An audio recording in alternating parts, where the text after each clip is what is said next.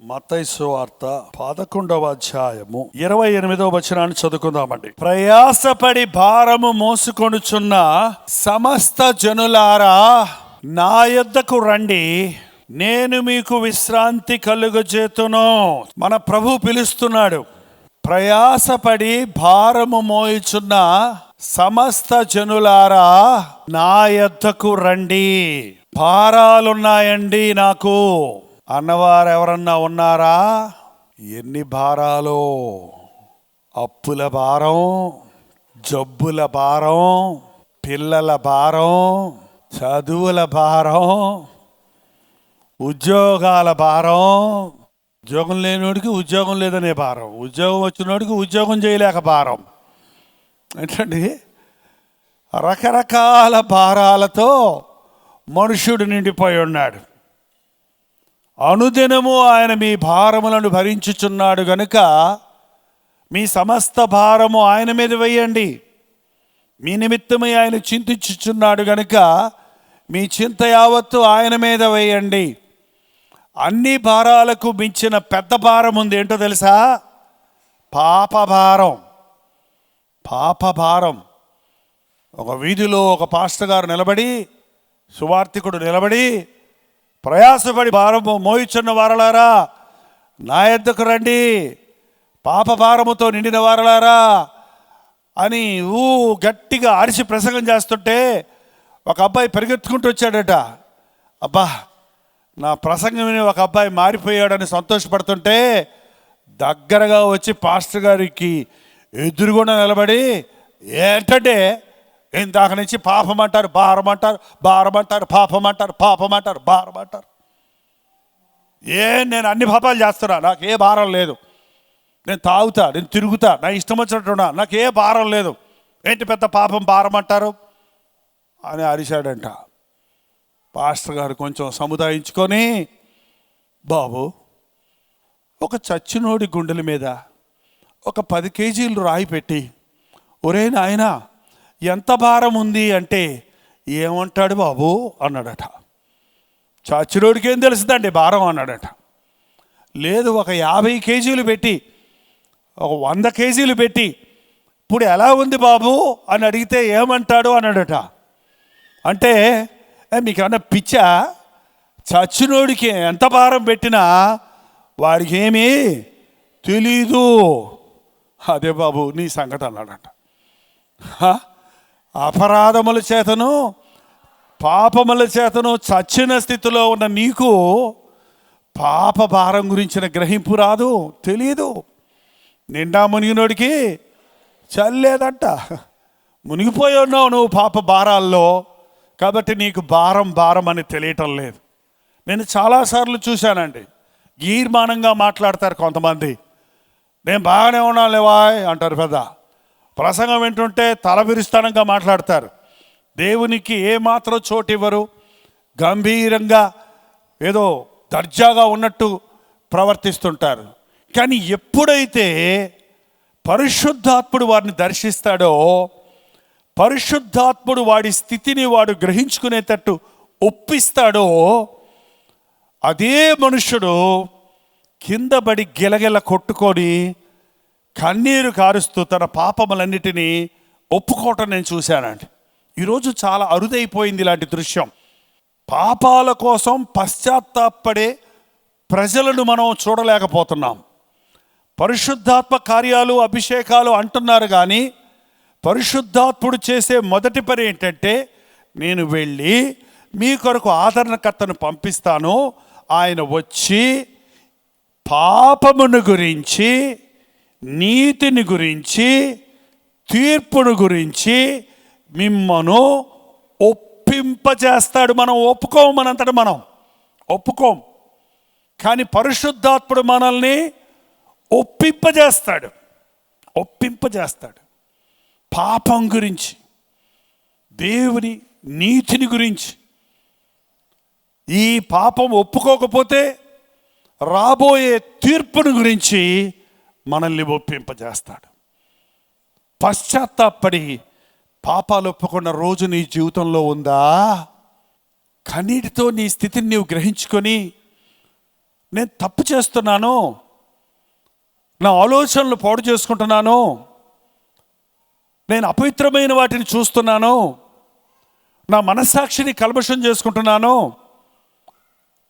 నేను నా తల్లిదండ్రులను మోసం చేస్తున్నాను, నా భర్తకు అపకారం చేస్తున్నాను, నా భార్యకు ద్రోహం చేస్తున్నాను అని నీ తప్పును గ్రహించుకొని ఒప్పుకున్న రోజు ఉందా? నీ స్థితిని నీవు గ్రహించుకున్న రోజు ఉందా? ఆయన ముఖ కాంతిలో మన రహస్య పాపాలు, ఎవ్వరికీ తెలియని పాపాలు ఎక్కడ కనపడితే తెలుసా? మైక్రోస్కోప్లో కాదు. ఎక్కడండి? ఆయన ముఖ కాంతి. ఎప్పుడైతే నీవు మోకరించి ప్రార్థిస్తావో ఆయన తన ముఖాన్ని నీ వైపు తిప్పుతాడు. ఆయన ముఖ కాంతి నీ మీద పడుతున్నప్పుడు నీ హృదయంలోనికి చూసుకుంటావు. ఆ సుంకరి దేవాలయంలోనికి వెళ్ళినప్పుడు ఆకాశం వైపు కడులెత్తడకై నువ్వు ధైర్యం చాలక, అంటే దేవుని ముఖం సుంకరి మీద ఉంది కాబట్టి ఆ వెలుగు చూడలేక తన హృదయాన్ని చూసుకున్నాడు. తన హృదయాన్ని చూసుకునేటప్పటికీ ఆ వెలుగులో తన నిజస్థితి, తన పాపస్థితి తనకు కనబడింది. కాబట్టి ఏం చేశాడు ఆయన? రొమ్ము కొట్టుకొనుచు, దేవా పాపినైన నన్ను కరుణించు. బైబిల్లో చెప్పబడింది, చదవడం తర్వాత వచనం, ఇతడు నీతిమంతుడిగా తీర్చబడి తన ఇంటికి వెళ్ళిపోయాడు. ఇంతలోకి అయిపోయింది. పాపాలు ఒప్పుకున్నాడు, చూసుకున్నాడు దేవుని ముఖకాంతిలో, నా నిజస్థితిని ఒప్పుకున్నాడు, ప్రభు క్షమించేశాడు, ఆ పాపాలు తుడిచేశాడు, కడిగేశాడు, నీతిమంతుడిగా ఇంటికి వెళ్ళిపోయాడు. అలాంటి అనుభవం నీకుందా? ప్రతిరోజు నీవు దేవుని సందులో మోకరించి ప్రార్థిస్తే ఏనాటి కల్మషం ఆనాడు కలుక్కోవచ్చు. మనం ఈ లోకంలో జీవించినంత కాలం నేను ఎప్పుడో ఒకప్పుడు బాప్తిసం పొందాను, ఎప్పుడెప్పుడో ఒకసారి రక్షించబడ్డానని చెప్పే సాక్ష్యాలు చాలవండి. ఈ లోక మాలిన్యం అంటకుండా మనం ప్రతిరోజు మన హృదయాన్ని శుద్ధి చేసుకోవాలి, మన మనస్సాక్షిని సరిచేసుకోవాలి. అందుకనే ప్రతి విశ్వాసి ప్రతిరోజు మోకరించి ప్రార్థించటం అభ్యాసం చేసుకోవాలి. ప్రయాసపడి భారం మోసుకొనుచున్న జనులారా నా యొద్దకు రండి, నేను మీకు విశ్రాంతిని కలుగజేతును.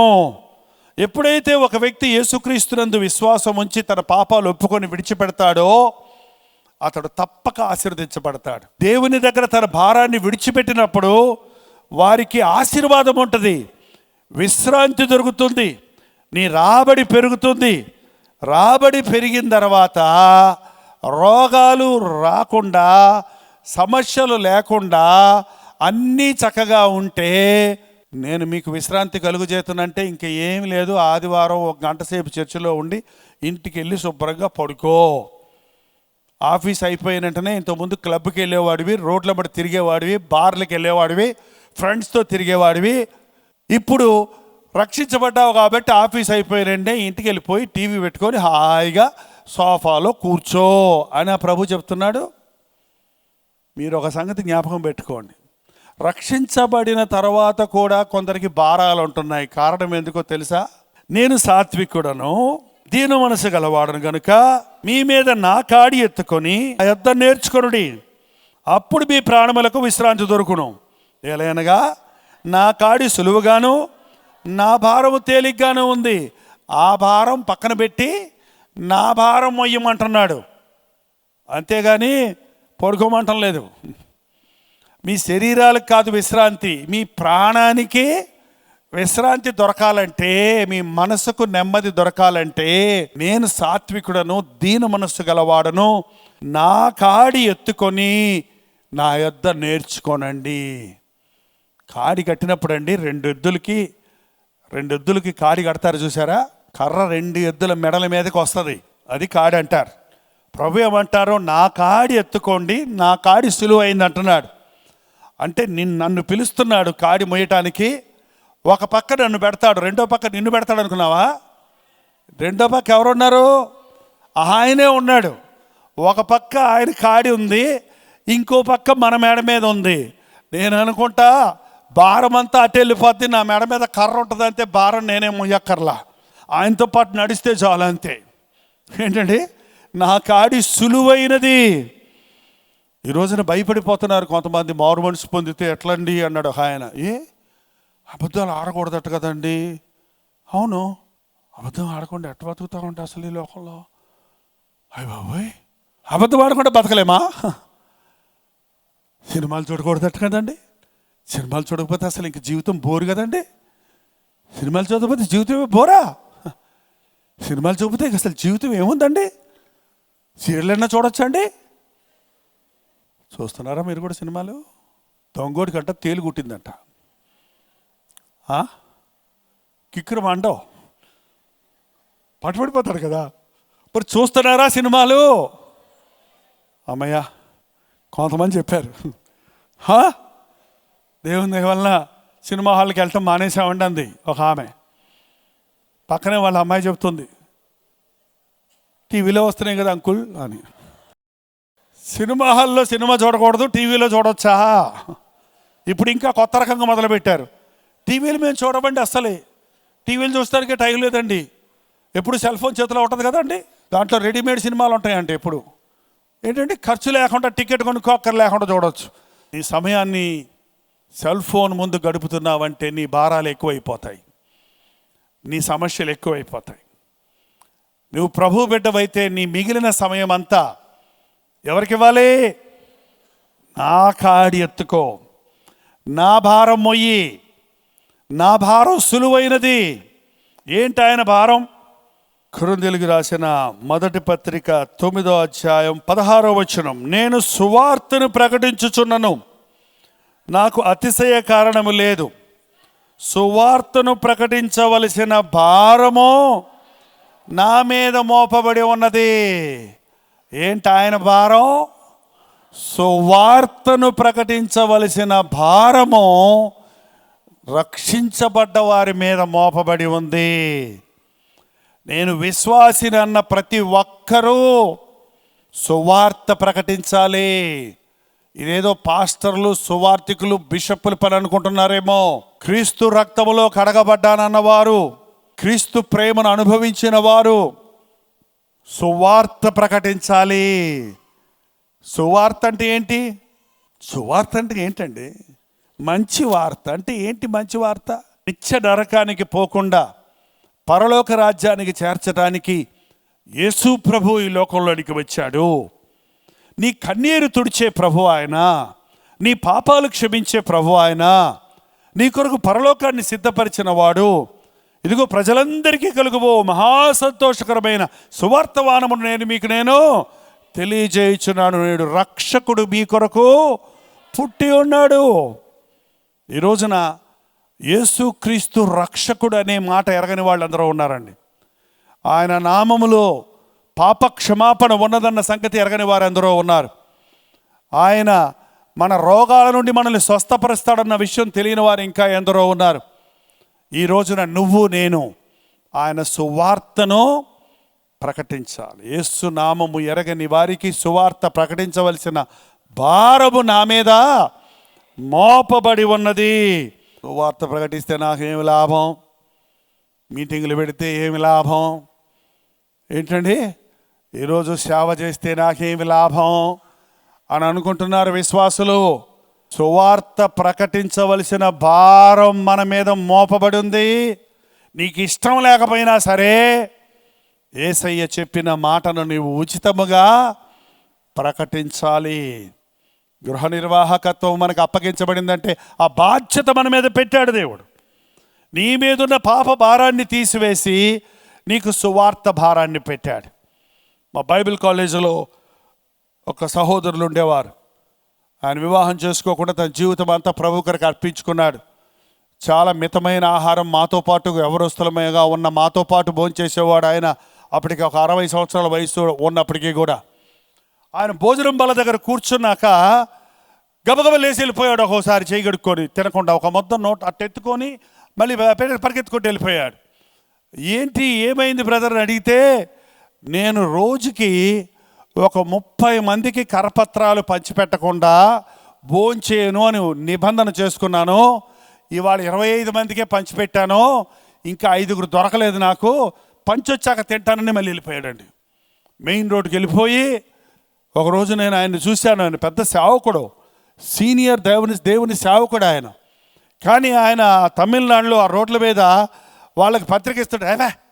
అవే అంటున్నారు అందరు కూడా. అరే అయ్యగారిని ఇలా అంటున్నారేంటి? ఇలా అన్నా సరే, ఎగతాళి చేసినా సరే, తృణీకరించినా సరే సువార్త అందాలి అని ప్రయాసపడేవారు. ఇవాళ మనకి ఎన్నో అవకాశాలు ఉన్నాయండి. ఇప్పుడు కరపత్రాలు పంచిపెట్టవలసిన అవసరం లేదు. ఇప్పుడు బహు సులభముగా సువార్తను ఇతరులకు పంచడానికి దేవుడు మన చేతిలో సెల్ ఫోన్ పెట్టాడు. ఆ సెల్ ఫోన్ను సువార్త పనికి తప్ప మిగిలిన పనులన్నిటికీ వాడుతున్నారు మనుషులు. న్యాయమా ఏంటండి? మీ యొక్క సెల్ ఫోన్ ద్వారా ఒకరికి ఒక వాక్యాన్ని వాట్సాప్లో పెట్టండి, ఒక చిన్న మంచి పాటని ఒక ఫేస్బుక్లో పెట్టండి, ఒక ఫ్రెండ్కి ఒక SMS పంపించండి. ఇదిగో ఇలాంటి గెట్ టుగెదర్కి రండి, మీకోసం ప్రార్థన చేస్తారు. మీరు మీకు తెలిసిన వారికి ఈ యేసయ్య వార్త వినేటట్టు చేయొచ్చు కదా. నీ పరిధిలో నీవు ఏ విధంగా ప్రత్యక్షంగానో పరోక్షంగానో పరిచర్యలో పాలుభాగస్తులు అయినప్పుడు గిన్నెడు చన్నీళ్ళు ఇస్తే దాని ప్రతిఫలం మీరు పోగొట్టుకోడు. ప్రవక్తను ఇంట చేర్చుకుంటే ప్రవక్తకు రావాల్సిన ప్రతిఫలాన్ని నీకు కూడా ఇస్తాడంటున్నాడు దేవుడు. చూడండి, ఈ రోజున సువార్త పరిచర్యకు ప్రోత్సాహం ఇచ్చేవాళ్ళు ఎంతమంది ఉన్నారు? సువార్త పరిచర్యలో పాలుభాగస్తులుగా ఉండాలని ఆశపడే వాళ్ళు ఎంతమంది ఉన్నారు? ప్రతిదానికి కూలికి పనిచేసేటట్టుగా క్రైస్తవ సభలు తయారయ్యాయండి. ఉచితముగా సువార్త ప్రకటించడమే నా జీతము, సువార్త ప్రకటించవలసిన భారము నా మీద మోపబడి ఉంది. ఎప్పుడైతే మనం రక్షించబడ్డామో వెంటనే మన హృదయంలోనికి ఒక భారం రావాలి. నా ఫ్రెండ్ రక్షించబడాలి, నా తల్లిదండ్రులు రక్షించబడాలి, నా బిడ్డలు రక్షించబడాలి, నా పొరుగువారు రక్షించబడాలి, యేసయ్య ప్రేమను నా చుట్టూన్న వారికి నేను అందించాలి అన్న సువార్త భారం మనకు ఉండాలి. ఇంకొక భారం చెప్పమంటారా? చాలామంది రక్షించబడిన తర్వాత అండి ఏదో సేవ చేస్తూ ఉంటాం, బాగానే ఉంటుంది, అంతా బాగానే ఉంది అనుకుంటుంటాం.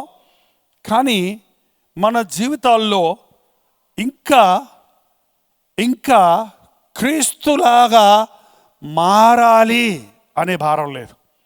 గలతీయులకు రాసిన పత్రిక 4వ అధ్యాయం 19వ వచనం, నా పిల్లలారా, క్రీస్తు స్వరూపము యందు ఏర్పడే వరకు మీ విషయమై మరలా నాకు ప్రసవ వేదన కలుగుచున్నది.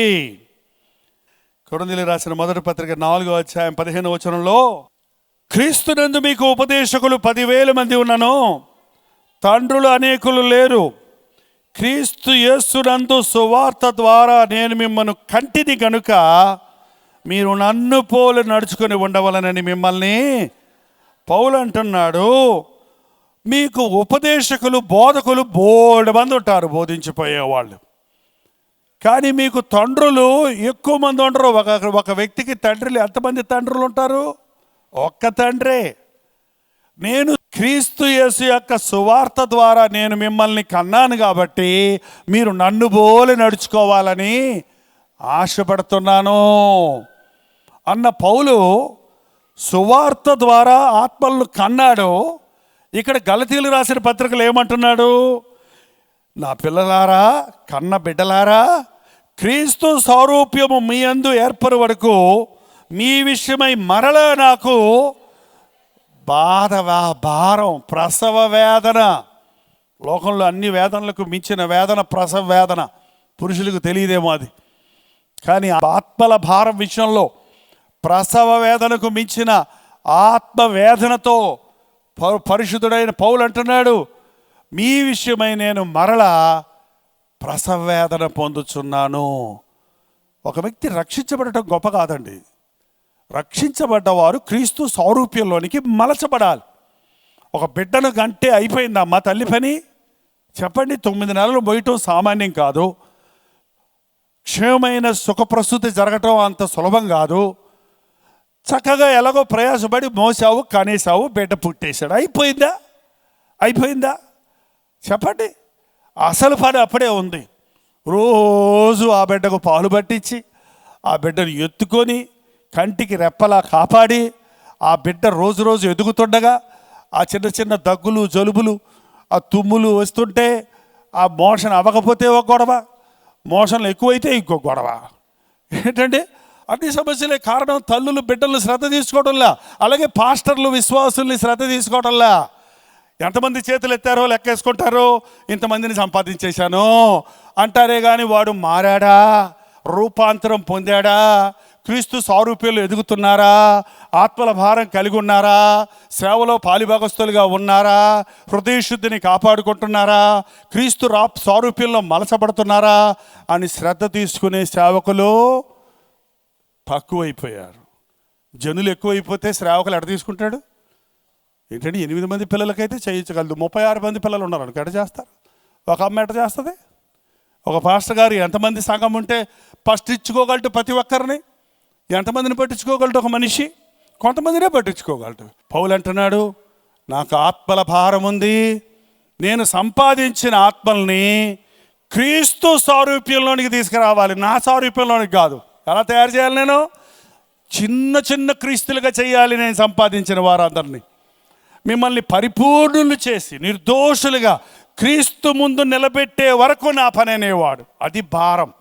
రక్షించబడ్డ ప్రతి ఒక్కడికి నేను క్రీస్తు సారూప్యంలోనికి మలచబడాలి అనే భారం కావాలి. ఒక్క నిమిషంలో రక్షించబడవచ్చు, ఒక్క నిమిషంలో మనం పరిశుద్ధపరచబడలేం. దినములు గడుస్తుండగా, ప్రభుత్వ సహవాసం చేస్తుండగా, ఆయన వాక్యంతో మనల్ని సరిదిద్దుకుంటుండగా, గద్దింపులు దిద్దుబాటులు తీసుకుంటుండగా మనం క్రీస్తును పోలే మారుతాం.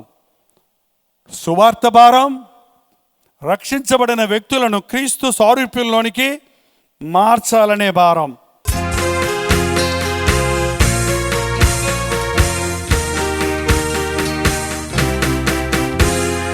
ఒక్క నిమిషం కళ్ళు మూసుకోనండి. నిజంగా నాకున్న భారం ఏంటి? నా ఉద్యోగ భారమా, నా కుటుంబ భారమా, నా అప్పుల భారమా, నా బిడ్డల భారమా? నా జీవితంలో ఏది నన్ను అణిచేస్తుంది, ఏది నన్ను కృంగదీస్తుంది? నేను రక్షించబడ్డాను కదా, నా పాప భారం నుంచి నన్ను విడిపించాడు కదా, ఇంకా ఎందుకు నా జీవితంలో ఈ భారాలు అని ఒక్కసారి పరిశీలించుకుందాం. పరిశుద్ధుడా, ప్రేమగల తండ్రి, ఒక్కసారి మమ్మల్ని చూడు నాయన. ఎన్ని సంవత్సరాలుగా మేము నీ బిడ్డలమని చెప్పుకుంటున్నాం, ఎంత కాలంగా నీ వాక్యాన్ని చదువుతున్నామని ఒప్పుకుంటున్నాం, ఎన్నో సంవత్సరాల క్రితమే బాప్తీసం పొందామని అతిశయిస్తున్నాం. ఈ రోజున మాకు ఆత్మల భారం దయచేయను ఆయన, సువార్త భారం దయచేయను ఆయన, క్రీస్తు సారూప్యంలోనికి మలచబడాలనే భారం దయచేయమని ఆయన. నా దేహ సంబంధమైన, నా ఇంటివారు, నా రక్త సంబంధులు, నా దేశస్థులు మారాలి అనే ఆరాటంతో కూడిన ప్రార్థనాత్మను దయచేయము తండ్రి. ఈ రాత్రి ప్రతి ఒక్కరిని దర్శించు. ప్రతి విశ్వాసి గుండెల్లో రగులు కలిపిన ఆయన, యేసయ్య కొరకు నేను బ్రతకాలి, ఆత్మలను నేను సంపాదించాలి, ఏ ఒక్కరు నరకానికి పోకుండా, నిత్య నాశనానికి పోకుండా, పరలోక రాజ్య వారసులు ఉన్నట్లుగా ఆత్మలను పట్టు జాలరిగా నేను జీవించాలి అన్న అభిలాష మాకు దయచేయము తండ్రి. మరింతగా నీ సత్య సువార్తను గురించిన విషయాలు తెలుసుకున్నట్లుగా సహాయము చేయమని యేసు క్రీస్తు నామములో అడుగుచున్నాము తండ్రి. ఆమేన్.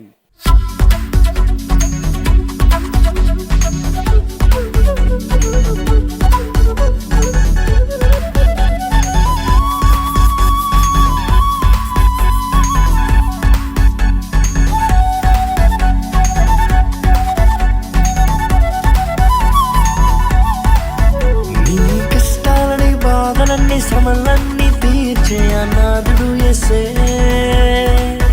నీ కష్టాలని బాధలన్నీ శ్రమలన్నీ